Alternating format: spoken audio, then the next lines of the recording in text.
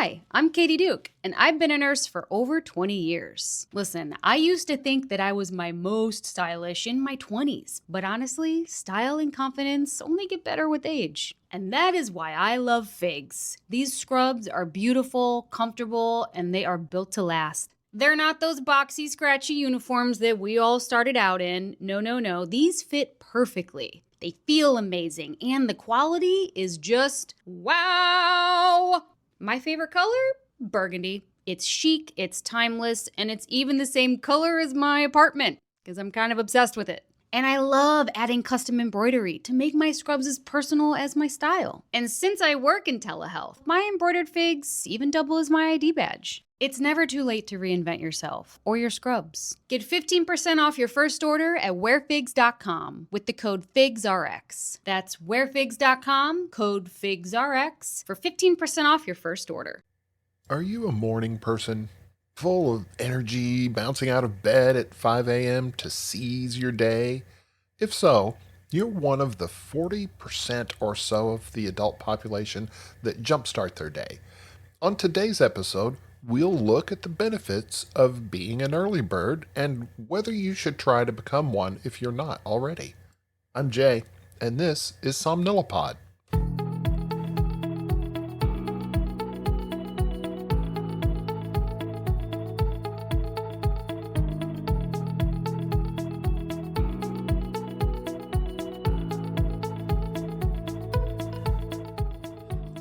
Hello everybody, welcome back. I am so glad that you decided to join me today. We're talking about a topic that is near and dear to my heart. I worked nights for a very long time, of course in sleep medicine. That comes with the territory.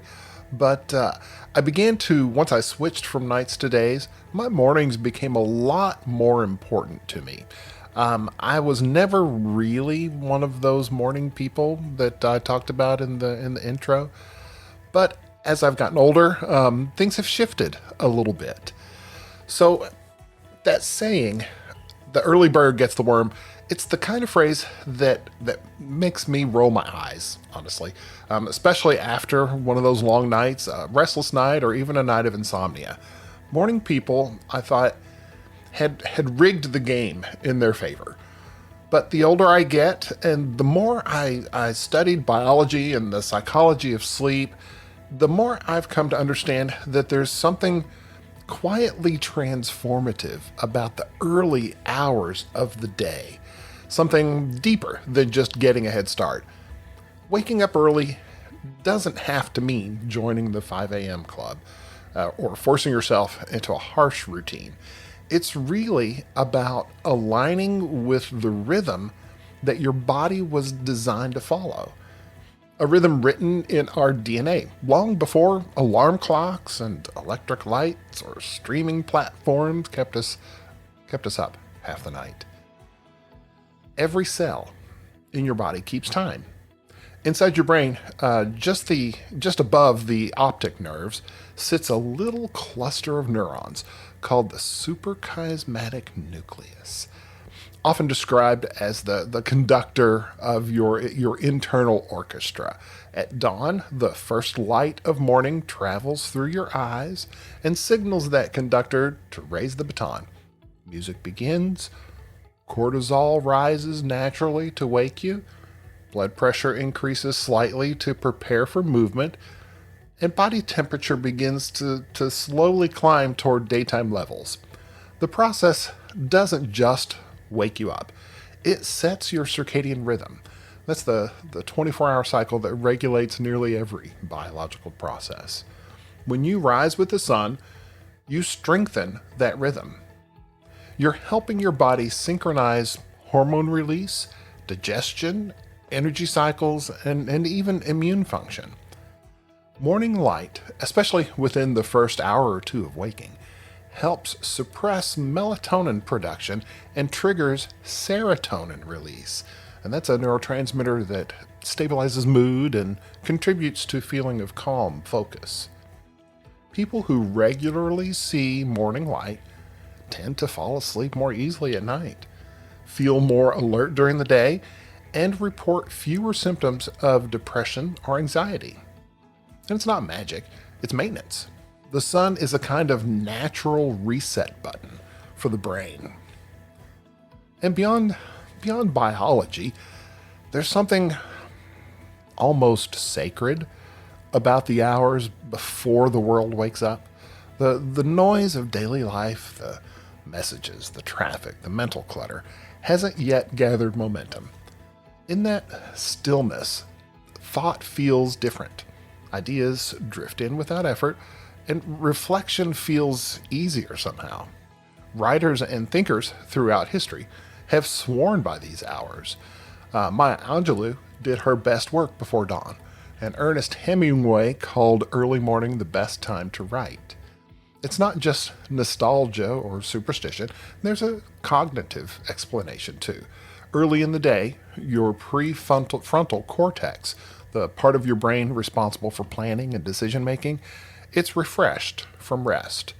With fewer distractions, lower cortisol levels than the rest of the day, creativity and focus can come naturally.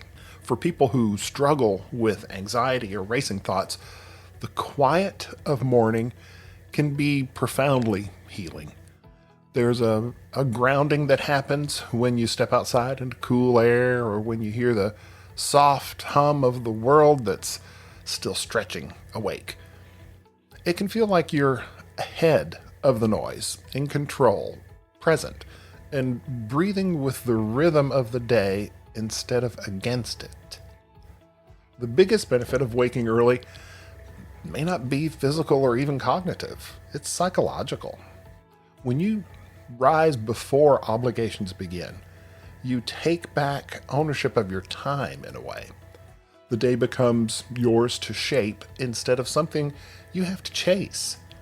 You're not rushing, reacting, or catching up. You're actually leading into the day. That small act of being awake before the world expects you to be can change your internal dialogue. It builds a sense of discipline and self-trust. You start to believe not because a motivational speaker or a podcaster told you that you can guide your own rhythm. That sense of agency ripples through the rest of the day, influencing how you handle stress, decisions, and even your mood. Studies have shown that early risers often report higher levels of optimism and satisfaction with life.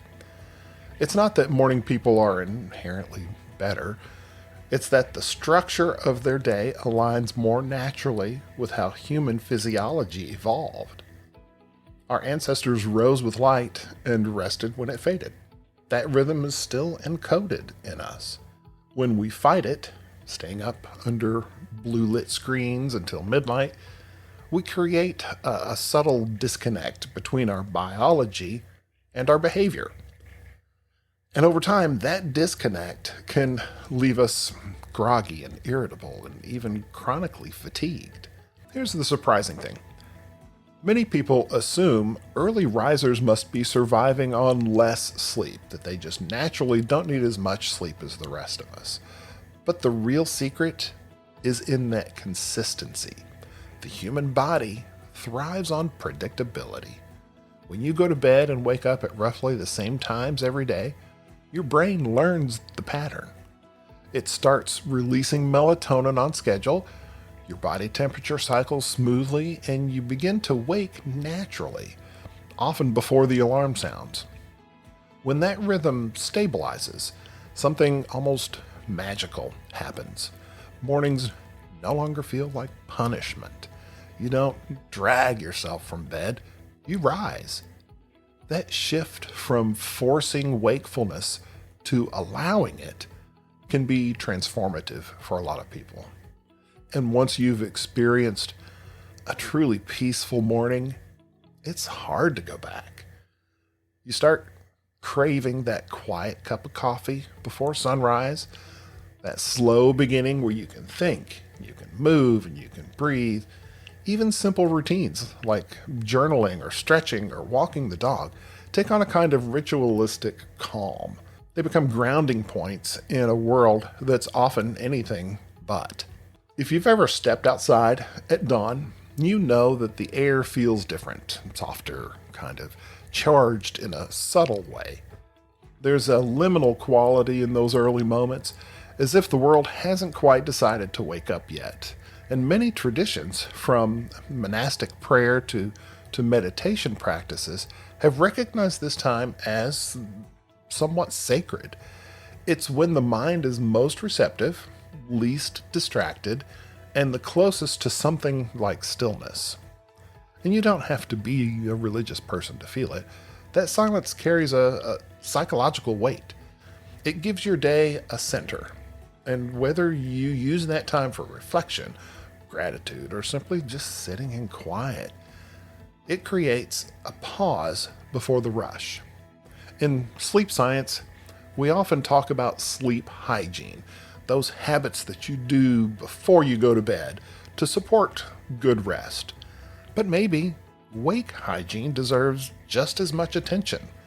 How we greet the day, how we orient our senses, and how we tune our minds to calm instead of chaos. And if you're not a morning person, none of this means you have to force yourself into misery. Start gently.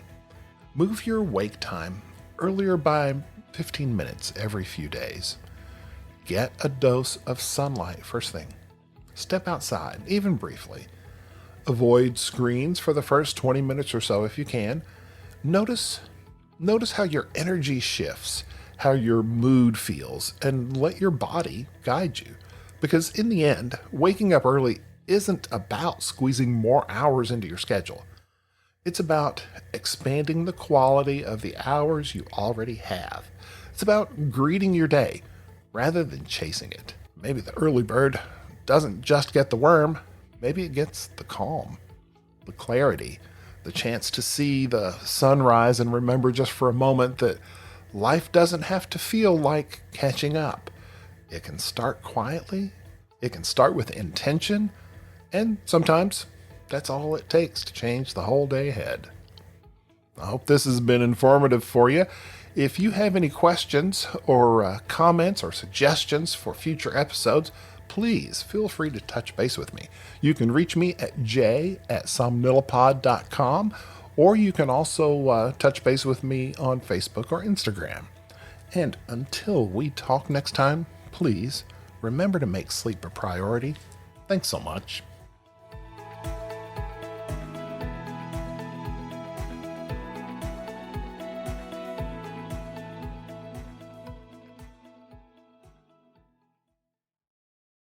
Hey, Ryan Reynolds here from Mint Mobile. Now, I don't know if you've heard, but Mint's premium wireless is $15 a month. But I'd like to offer one other perk. We have no stores. That means no small talk. Crazy weather we're having. No, it's not. It's just weather. It is an introvert's dream. Give it a try at mintmobile.com/switch. Upfront payment of $45 for 3-month plan, $15 per month equivalent required. New customer offer first 3 months only. Then full price plan options available. Taxes and fees extra. See mintmobile.com.